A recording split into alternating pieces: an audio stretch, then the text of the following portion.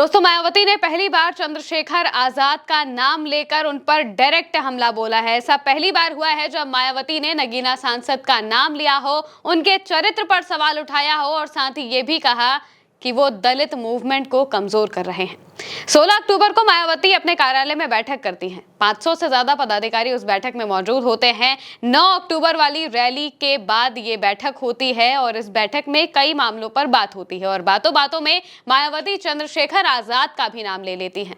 उनका नाम लेकर वो सीधे कहती हैं कि ऐसा चरित्र वाला नेता भला समाज के लिए काम कैसे कर पाएगा। रोहिणी का सपोर्ट करते हुए वो पूरे तौर पर दिखाई देती हैं। रोहिणी घावरी, जो कि लगातार चंद्रशेखर आजाद पर आरोप लगाती रहती हैं, उनका सपोर्ट करते हुए मायावती दिखाई दी हैं। सबसे पहले हम आपको मायावती के उन बयानों को बता देते हैं जो उन्होंने इस मीटिंग में दिया। चंद्रशेखर आजाद को लेकर वो कहती हैं कि शादीशुदा होकर भी चंद्रशेखर ने रोहिणी घावरी नाम की महिला का शोषण किया। ऐसे चरित्र वाले नेता समाज का क्या भला करेंगे। वो महिला लगातार सोशल मीडिया पर अपनी पीड़ा बयां कर रही है। लगातार उससे जुड़ी खबरें आप सब पढ़ रहे होंगे। दलित मूवमेंट को कमजोर करने वाले ऐसे लोगों से सावधान रहने की जरूरत है। ये बात मायावती अपनी इस मीटिंग में कहती हैं। सीधे चंद्रशेखर का नाम लेकर उन्होंने पहली बार इस तरह की बात कही है। कहा जाता है कि दलित नेताओं में चंद्रशेखर तेजी से आगे बढ़ रहे हैं और मायावती को पीछे छोड़ने की कोशिश कर रहे हैं। अब मायावती पूरे तौर पर जब एक्टिव होती हुई दिखाई दे रही हैं तो उन्होंने सबसे पहले चंद्रशेखर पर ही निशाना बोल दिया है और रोहिणी घावरी का साथ दे दिया है। रोहिणी घावरी ने कुछ दिनों पहले ही मायावती को लेकर एक पोस्ट भी किया था जिसमें उन्होंने एक ऑडियो का जिक्र किया था जो कि चंद्रशेखर आजाद का था और उनका ऐसा कहना था कि चंद्रशेखर आजाद मायावती को लेकर उल्टी सीधी बातें कहते रहते हैं और उनका अपमान करते रहते हैं। रोहिणी ने क्या कहा था वो भी हम आपको बताएंगे, लेकिन इस मीटिंग में मायावती ने किस चीज पर फोकस रखा ये जानना भी बहुत जरूरी है, क्योंकि एक तरफ दलित सम्मान की बात हो रही है तो वहीं मायावती भी इस चीज को आगे लेकर चल रही हैं। मायावती ने पदाधिकारियों की बैठक में कहा कि दलित की ताकत दिखा दी है। उन्होंने कहा कि 9 अक्टूबर की रैली ने डी यानी कि दलित की ताकत दिखा दी है, अब पी यानी कि पिछड़ा पर फोकस करना होगा। उन्होंने सामने बैठे अति पिछड़े पाल समाज से आने वाले प्रदेश अध्यक्ष विश्वनाथ पाल की ओर इशारा करते हुए कहा कि ये पिछड़ों को जोड़ने में लगातार सक्रिय हैं।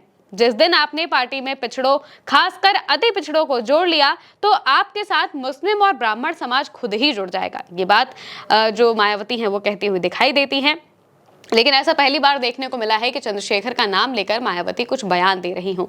उनकी मीटिंग अपनी मीटिंग थी, वो उसमें 2027 के रोड मैप को लेकर बातें कर रही थी, तैयारियां कर रही थी, लेकिन वहां पर उन्होंने चंद्रशेखर का जिक्र किया, जिससे साफ तौर से ये देखने को मिल रहा है कि अब सियासी अदावत दलित समाज के दो बड़े चेहरों के बीच भी देखने को मिल सकती है। रोहिणी घावरी ने क्या पोस्ट किया था वो भी हम आपको बता देते हैं। रोहिणी घावरी 12 अक्टूबर को पोस्ट करती हैं, लिखती हैं काशीराम साहब का वारिस बनना है और बसपा को खूब गालियां देनी है।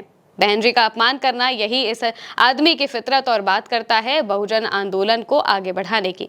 हिम्मत है तो किसी और को गाली दे के बता, जितनी नफरत बहुजन समाज पार्टी से करता है, ना चरित्र का अच्छा ना सोच का अच्छा और बनने चला है बहुजनों का नायक। बहुत जल्द बहन जी को कहे अपशब्द की भी रिकॉर्डिंग शेयर करूंगी, समाज भी देखे इसकी हकीकत। ये पोस्ट रोहिणी घावरी करती हैं और इसके बाद मायावती का ये बयान सामने आया है जिसमें वो कह रही हैं कि एक महिला पोस्ट करके सीधे तौर पर रो रो कर आरोप लगा रही है और ये उसके साथ इस तरीके की चीजें करते हैं, यानी कि उनका चरित्र अच्छा नहीं है। चरित्र पर सीधे तौर पर सवाल खड़े कर दिए हैं मायावती ने। अब 9 अक्टूबर को जब रैली होनी थी, इससे पहले चंद्रशेखर से भी सवाल जवाब किए गए थे।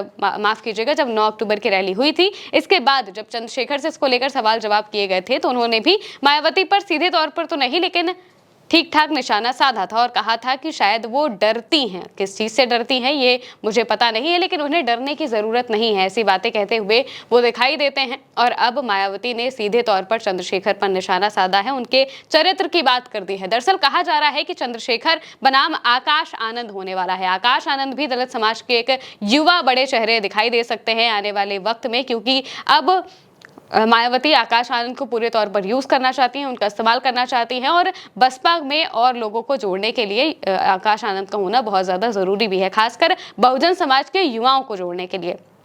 इस वजह से वो आकाश आनंद को आगे करना चाहती हैं और इस बीच चंद्रशेखर जिस तरीके से लगातार मायावती पर निशाना साध रहे हैं तो उसका जवाब देना भी उन्हें लगा कि ये जरूरी है। इस वजह से उन्होंने ये जवाब दिया और रोहिणी घावरी के सपोर्ट में आ गई हैं। अब देखना होगा कि इस पर चंद्रशेखर क्या जवाब देते हैं। फिलहाल के लिए मेरे साथ इस खबर में इतना ही। नमस्कार।